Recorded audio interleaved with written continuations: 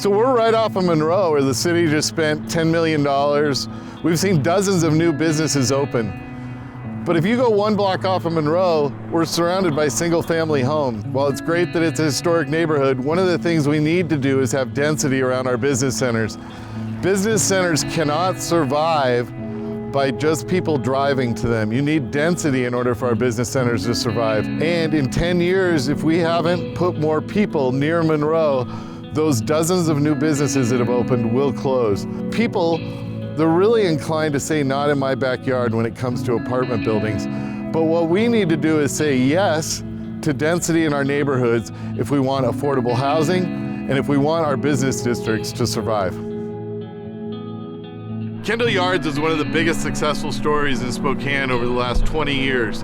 What makes it successful is the variety of housing types.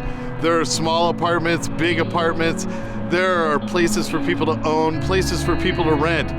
But the problem is it's a special district, and rules that apply to Kendall Yards don't apply to the rest of Spokane. We need to replicate the variety of housing types in Kendall Yards all over Spokane to be successful into the future.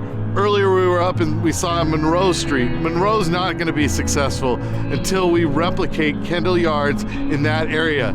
But people like the status quo and don't want to change. And so not in my backyard becomes a saying and why we don't have change in Spokane. But we need yes in my backyard in Spokane. We need to replicate the successful variety of Kendall Yards all over Spokane.